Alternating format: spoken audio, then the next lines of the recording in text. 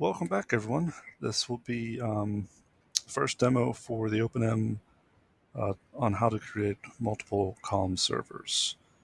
This topic's already been requested by a couple users, so I felt that the video was in order.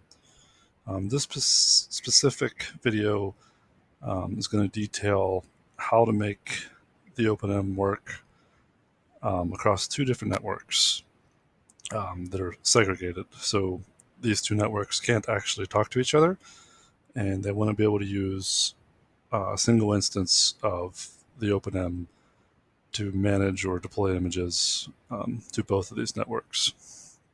In order to do that, you'll need multiple comm servers. And although this video is specific to setting up comm servers on two separate networks, the principles can be applied for just using multiple comm servers on the same network for things such as load balancing, high availability, better imaging performance, or allowing a client to communicate with a comm server when they are no longer on your network. So if you want to allow external computers to communicate to your comm server that's not on your internal network, you might set up another comm server in your DMC. All right, so to begin, I'm going to show the two networks that I have set up in Hyper-V. I've already created those ahead of time in my virtual switch, so I have a staff network and a student network. If you've been following along in the Getting Started video series, the student network is what I've been using so far. So now I'm adding in a new network for staff. And remember, these two networks can't actually talk to each other, so it's not really a typical situation. Typically, you would just add your comm servers, and the networks would already be able to communicate. But like I said, this one's related to a specific question that somebody had. All right, so to begin, I've got a couple VMs. Once again, here's my main server, 2019. And I set up just a Windows 10 VM, which is actually going to host the additional comm server. You could use another server. I just use Windows 10 just because. So let's go ahead and add the new network, or put this on the staff network, I should say.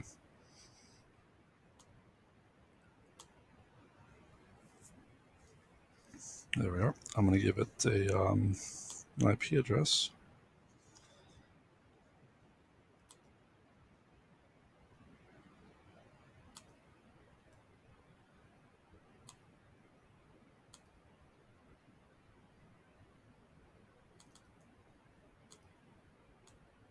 So this will be 192.168.10.50. And our other network, by the way, was 192.168.56.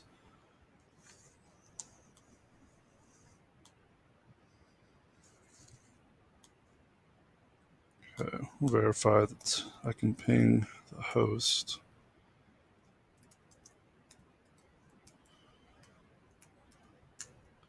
Good. And we should not be able to ping the other network.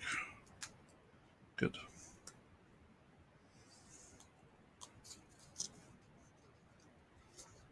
All right, now we are going to install the comm server component of the Theopenem. And this is the same installer that you use in the Getting Started series. The difference is going to be this time we're only going to install the comm server. The application front end, we'll remove those. Leave our local storage path alone. And we'll give that a few minutes to complete.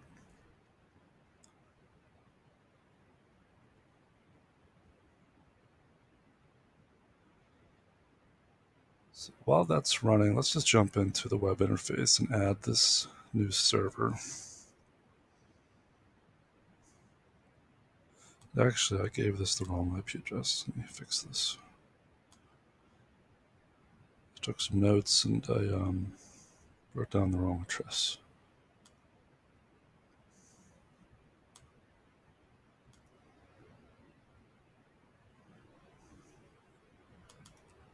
I put 50. I just want this to be 70, just so I don't get confused, because that's what I was using earlier.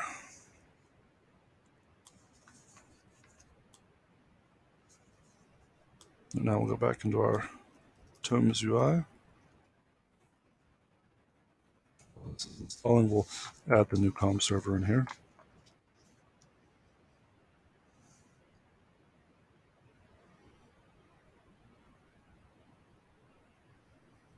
Admin settings, COM servers, add COM server. And we'll just name this COM server. URL is going to be the IP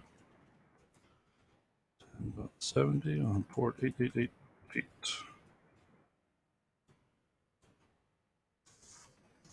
That was easy. And let's see here. Should I add the cluster yet or not yet?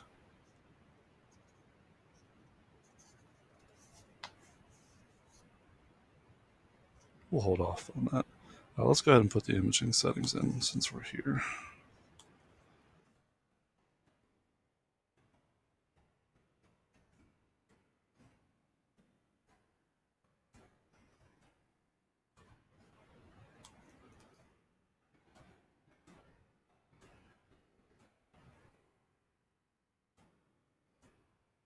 All right. Yeah, let's see if our installation is finished. It is. One thing to note here is when I was in the process of creating this tutorial, I did find a couple bugs when using multiple COM servers. So I went ahead and fixed those and released an update, the Openem 1.2.1. That's available on theopenem.com. I'm going to run that now.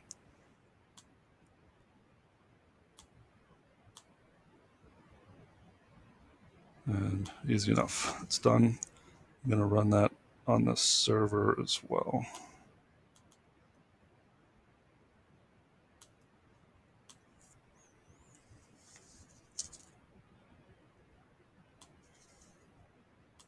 Log out of the web interface.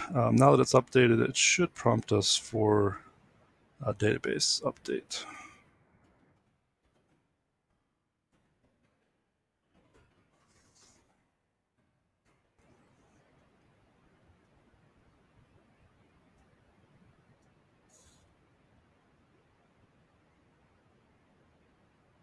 There we are.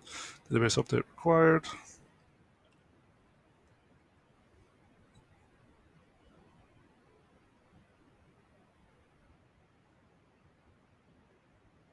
There we go. Now we are running 1.2.1.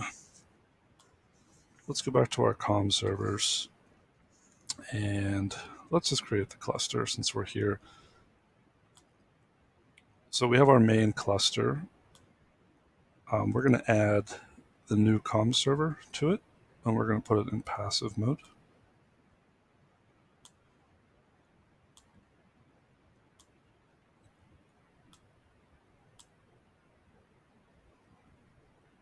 And while we're here, we'll create another cluster.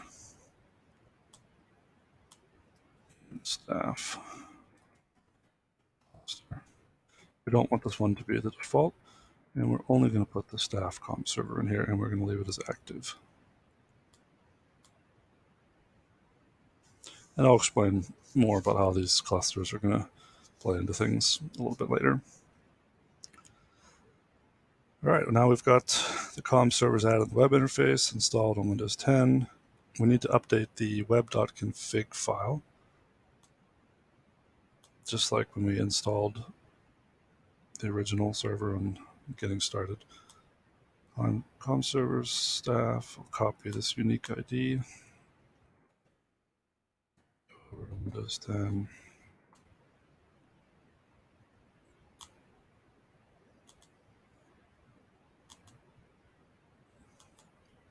So you notice in here, we only installed the COM server, but it did create these other directories.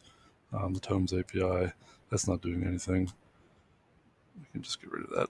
And the Tomes UI, it's not configured either. There's our Toke API. Edit this. Put on our COM server's unique ID. And while we're here, we're going to grab the DB encryption key from our server.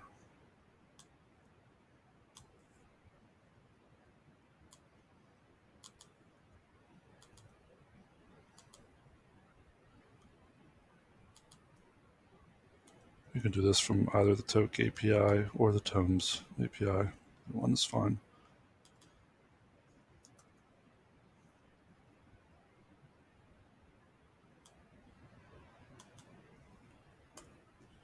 And we need our connection string.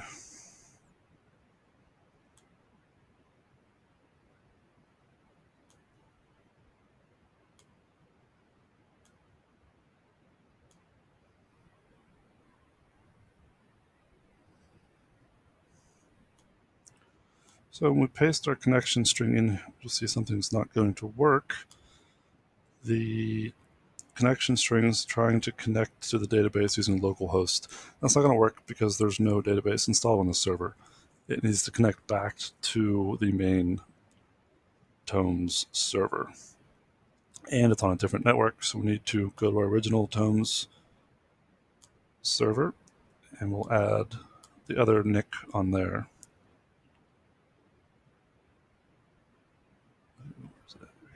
Adapter,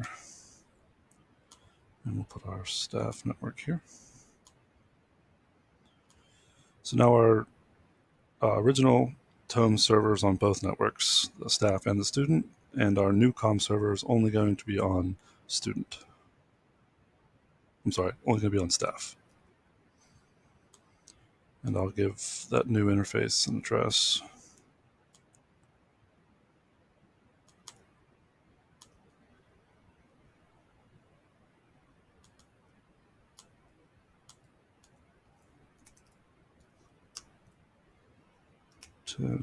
I'll just do 51.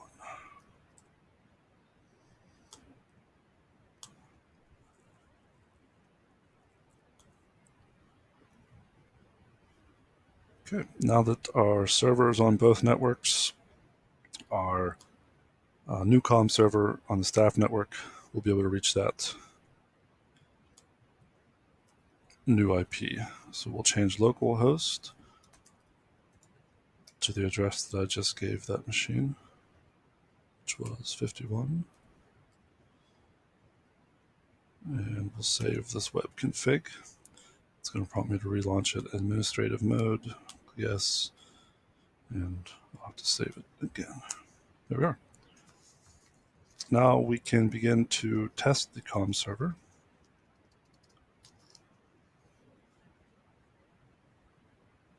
And we'll do that the same way that we did in the Getting Started tutorial as well. The IP in here, 70 or 888/provision/verified DB. It's actually going to fail. I forgot one step. This is why we test. There we go. Error has occurred. So by default, MariaDB is not going to allow remote connections. So we do need to make a change on the database server. And we will need the root password for the database. We'll grab that from any of our web.configs. You'll see user root password was randomly generated during installation. We'll copy that. We'll open up Heidi SQL. Put our password in here.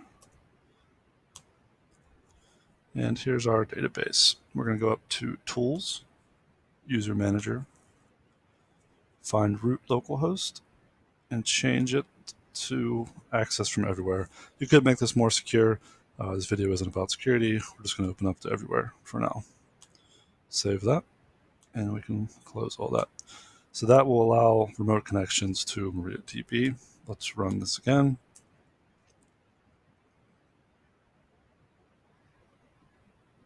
And there we go, 60 as expected. The other thing we want to do is go to admin settings, about, and verify that our new COM server is listed here and has the right version. So here's staff COM server. So this means that our main Tome server can communicate to the COM server, And this test verified that our COM server can communicate back to the original Tomes server. And the last step for this COM server is to get the certificates installed. If you remember, in the Getting Started series, you had to export these certificates and install it on the server. You have to do the same thing for every COM server.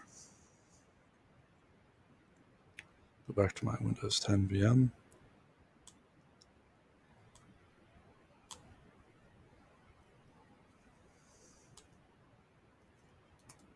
And we'll access the server on the new address. 51, if I can remember.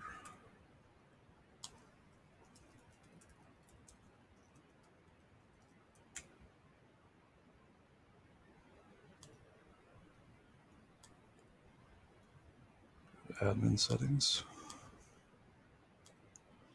Certificates. We'll export these.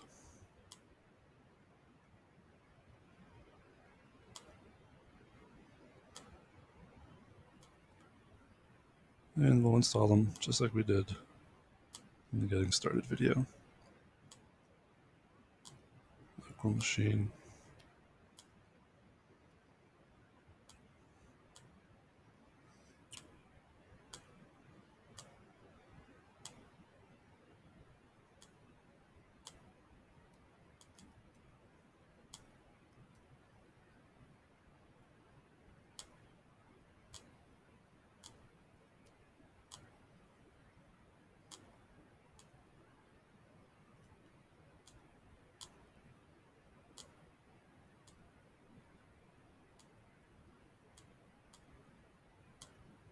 All right, and that does it for the configuration of the COM server. It's installed and ready to be used. There's a few other changes that we will need to make. Anytime you add more than one COM server, we need to change how the storage works.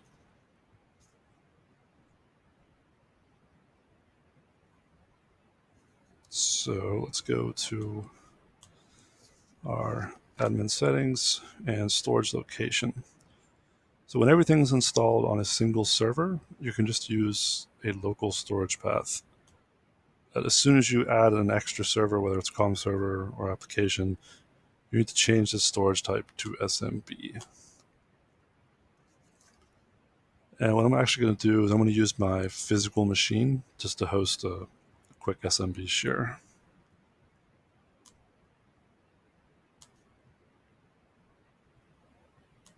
So I'll just add a new folder on my C drive. This SMB share can be wherever you want, just to make things simple. I'm putting it here. Share.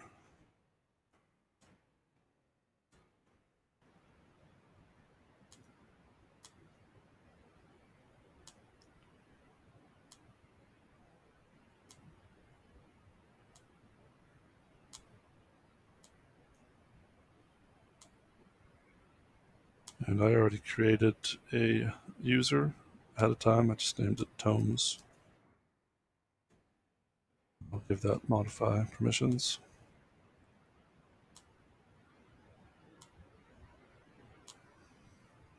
There we are. I have a share created. We'll go back to our web interface. We'll change our storage path.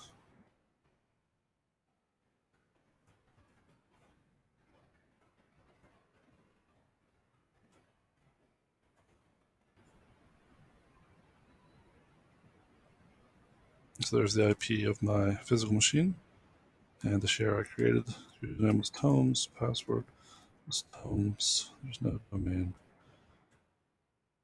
And there we are. Now once that's added, if we go to our images, we'll see something has changed. If we select replication status, you'll now see that each server is listed. The original COM server this image was uploaded on, you'll see it's replicated. It's there, has not yet replicated to the staff COM server or the actual share itself.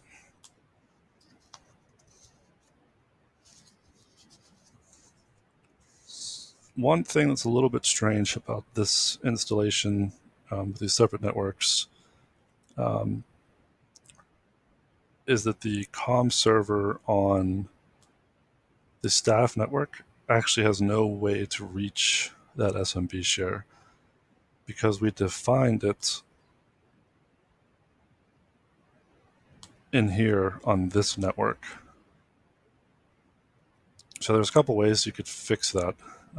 For this video, I'm just actually going to put another network adapter on here as well.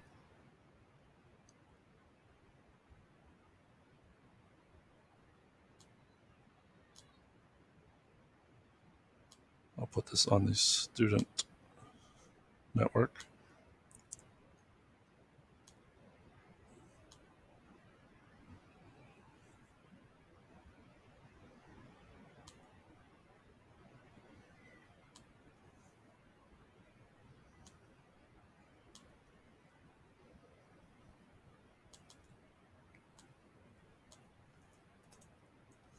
And that's 56, and I'll just pick something random. Hopefully that's not in use.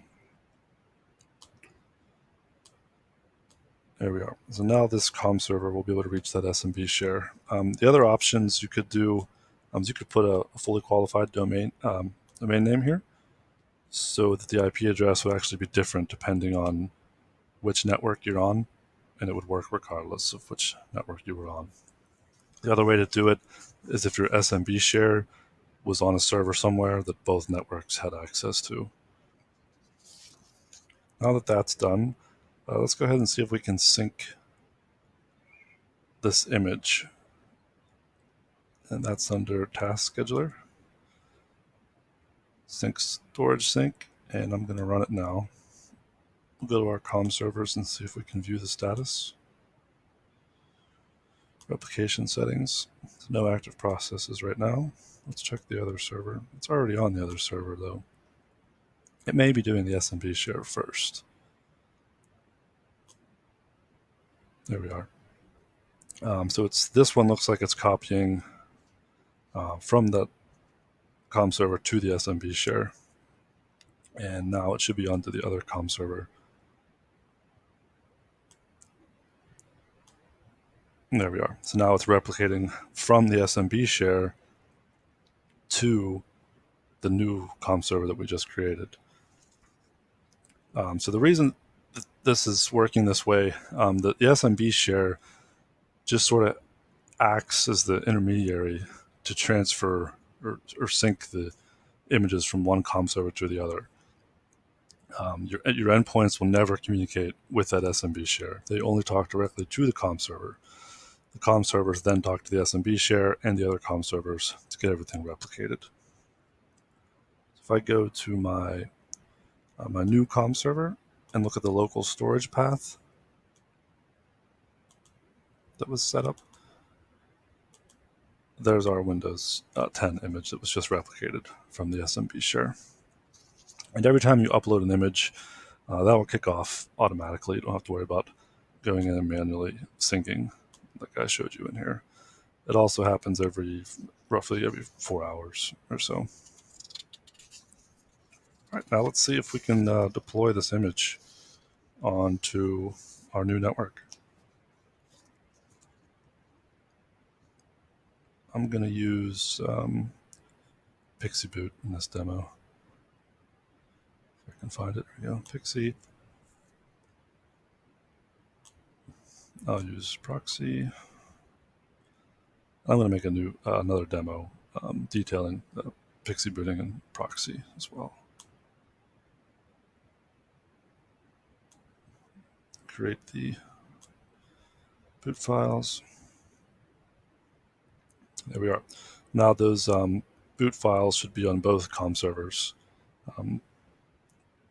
because they are TFTP servers. If we go back to our COM server clusters,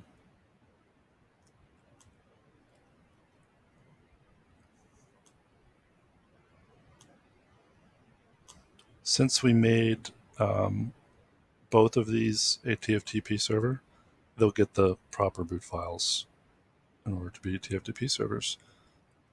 If this were unchecked, then they wouldn't receive them and it wouldn't work. Also, a TFTP server was already installed on both of those servers automatically whenever the Theopenem was installed. Nothing you need to configure. It's all automatic.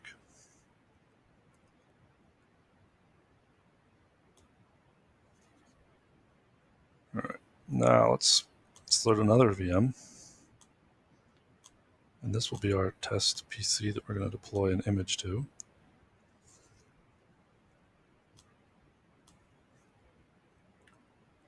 It'll be this one here.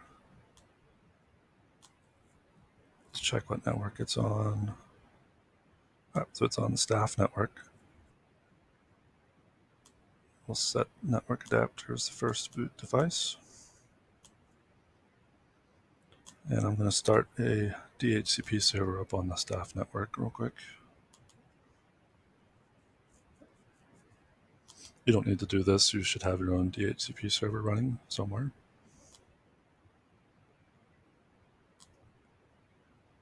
And I'll also start the proxy.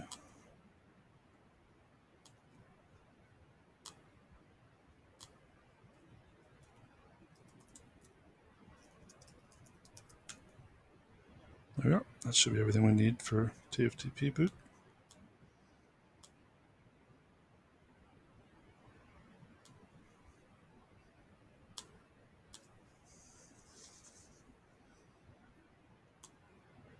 Let's start this up and see what we get.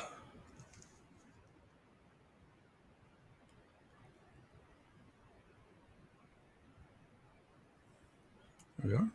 Pixie boot was successful.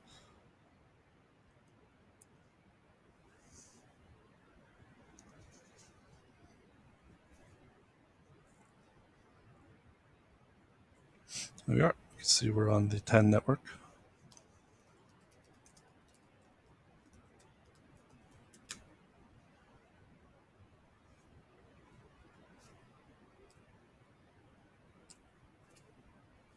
And they'll deploy that Windows 10 image. And there we can see it's connecting to that new comm server directly.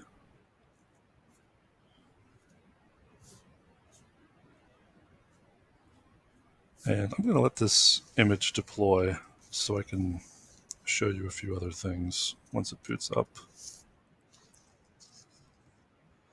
In the meantime, let's talk about the comm server clusters again. If we go back to clusters, you'll see that the main cluster, I added this staff comm server to the default cluster, but only as passive. So what you didn't see actually was when this started to image, it actually tried to contact this comm server first because it's the active comm server in the default cluster. It failed, so then it went back to this one and connected. And I'll show you that later in the logs. Now the reason for that is because this is the default cluster. This other cluster, the staff cluster, we've only got the staff comm server in it, but the computer itself isn't aware of this cluster because it's not the default cluster, and the computer isn't assigned to this cluster. And I'll explain that again in a minute. So if we were to go to our computers, and our test PC is the one I'm deploying right now, and let's check our usages. This is one of the most useful things in here to figure out what a computer is supposed to be doing, which comm server it should be communicating with. So if we look at our image servers, they're both listed, and that's because that's the default cluster. If we create a new group,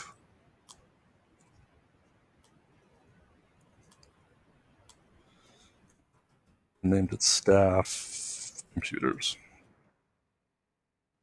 we changed the communication server cluster from default to staff. And then we put this computer in it.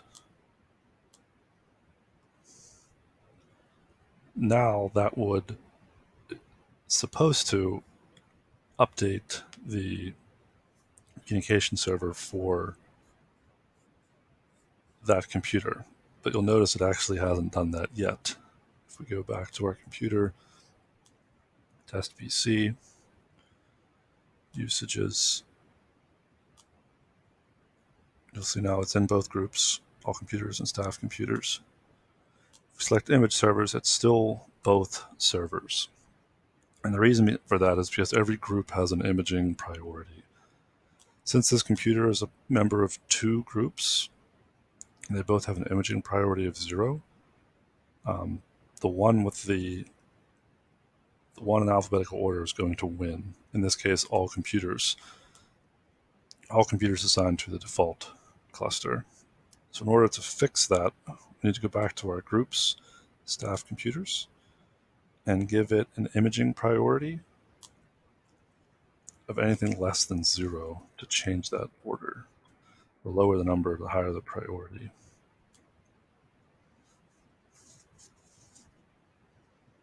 Now if we go back to our computer,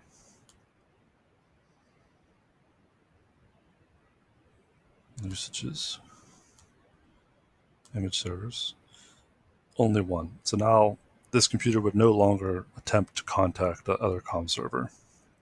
Now that all is kind of a lot to take in, but hopefully that makes sense. And the way this is currently set up with needing to have the image priority, I don't actually like the way that's working right now, so I am going to change that in a future version. Yeah, let's check on our image. All right, looks like it deployed. One thing with TFTP booting is the option to boot to local machine just never works. So you don't ever want to have TFTP boot listed as your first device. Only turn it on when you want to image. Usually F12 or something will do that, and then turn it back off when you're done. I always get people that ask, well, I want to leave it first, and I want to set boot to local machine. Just don't. It's just the easy answer. Just don't do it. It's not safe.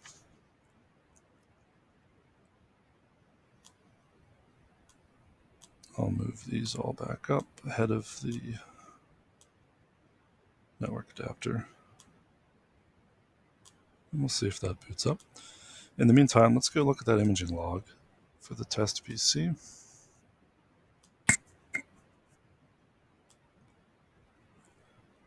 And let's see here.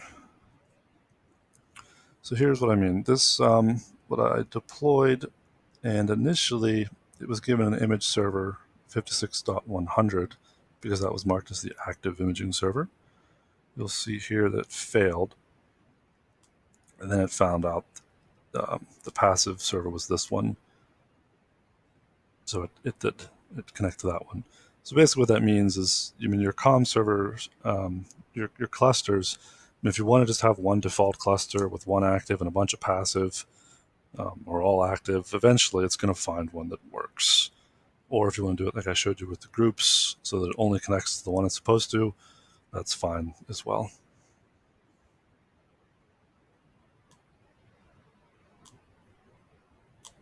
And it looks like our test PC did finish.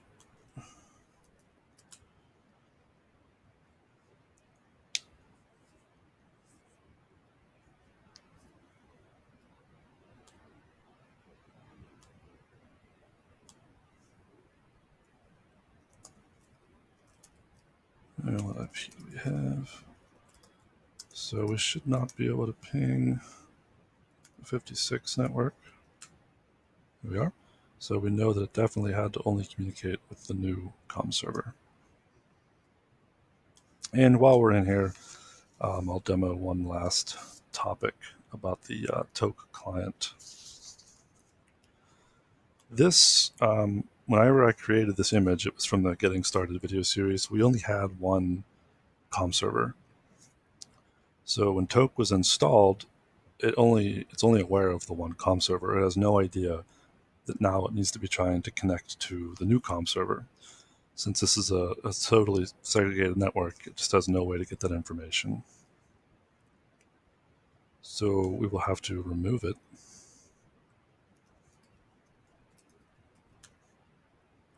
Again, in most scenarios, your comm servers, your infrastructure, most of your networks are going to be able to talk to each other. So you wouldn't really have to worry about this. But since we're here, I will demo it.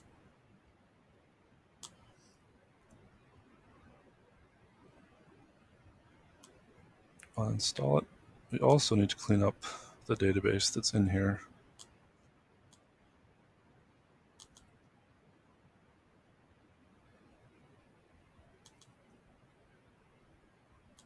Just get rid of this whole folder. Now we'll go back to our web interface. Go back to Toke. And we're going to generate a new one. You'll see here in this client MSI arguments that now both comm servers are listed, 56.100 and the 10.70 comm server. So whenever we create this MSI, it's going to embed both of those into it. So it's sort of going to be like imaging, where it's going to try to connect to both, and hopefully one of them works.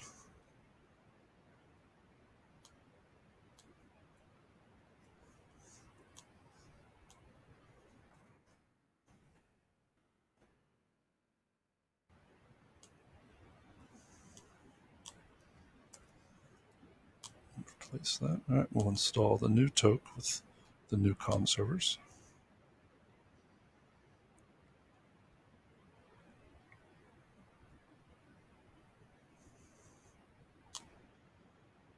And let's take a look at our logs in here. And there should be one final hurdle we need to get over.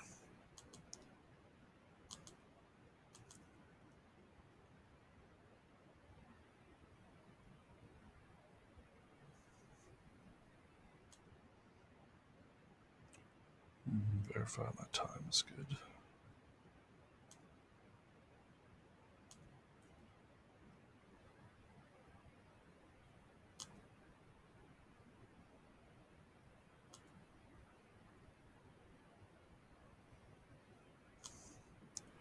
Yeah, this issue always seems to creep up because these VMs don't have access to the internet. They're internal only, they just can't get the correct time. So usually when you see that unauthorized comm connection test, that's usually what's going on. Let's try this again.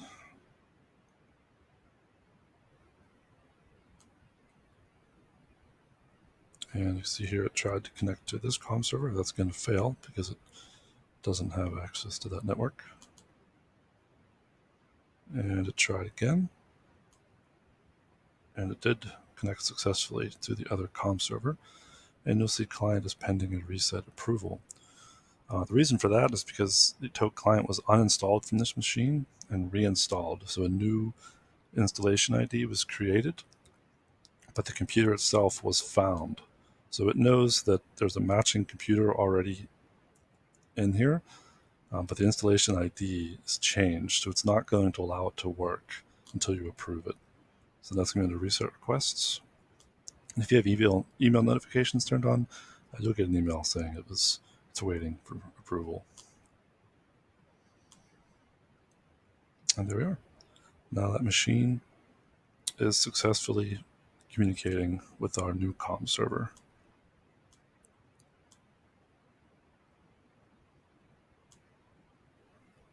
I'm going to shut this off. And let's just verify real quick that our other comm server is actually functioning as well. So I'll take this computer and move it back to the student network.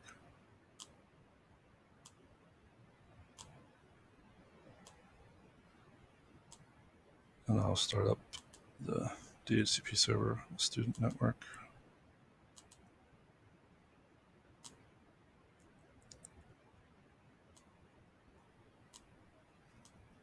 as well as the proxy server.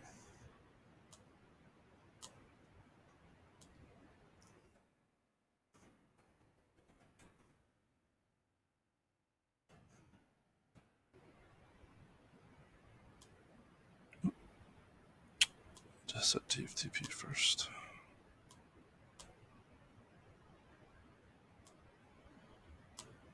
Now we should hopefully get a Pixie boot on our student network as well.